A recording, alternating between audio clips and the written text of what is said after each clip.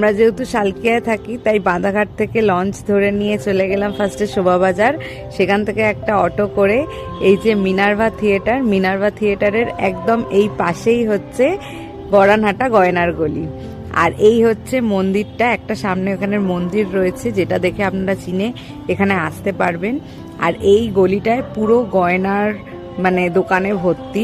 এইগুলো imitation jewellery না, এইগুলো অ্যাকচুয়ালি কপারের ওপরে গোল্ড প্লেট করা। তো জিনিসগুলো খুবই সুন্দর। এখন আধুনিক কালেকশন যা যা বেরিয়েছে সেগুলোর সাথে সাথে সাবেকি গয়না যা যা রয়েছে সেই সমস্ত।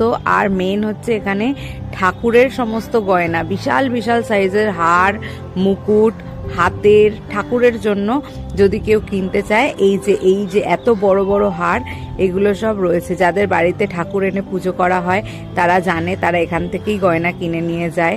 খুব সুন্দর কালেকশন, অনেক দোকান আছে এখানে। রিজনেবল প্রাইস নেয়, বাট একটু দরদাম করলে একটু কমবে। আর এই হচ্ছে গয়নার কালেকশন। দেখো, আমার সাথে গিয়েছিল দিদি, আর দিদি যেহেতু মেকআপ আর্টিস্ট তো ওর দিদির স্যুট পারপাসে কিছু গয়না কেনার ছিল, সেইগুলো আমরা কিনেছি। লাস্টে দেখাচ্ছি সেখানে আমরা কি কি কিনেছি। আর এই কালেকশনগুলো খালি তোমরা দেখো, খুব সুন্দর কালেকশনগুলো। আর এগুলো ওই 500, 600, 700 এইরকম রেঞ্জেরই রয়েছে। তো তোমরা ঝটপট একদিন গিয়ে ভিজিট করে এখানে দেখে আসো আর পছন্দ করে কিনে আসো। এটা সকাল থেকেই খোলা থাকে। আমরা গিয়েছিলাম দুপুরবেলা নাগাদ, ফাঁকা ফাঁকাই ছিল। তো দুপুরের দিকটা গেলে তোমরা ফাঁকা ফাঁকাই পাবে, ওই 4টে, 3:30, 4টে করে যেতে পারো।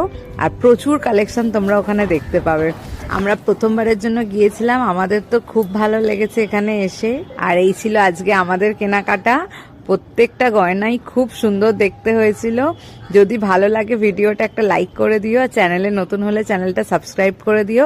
দেখা হচ্ছে খুব শীঘ্রই নতুন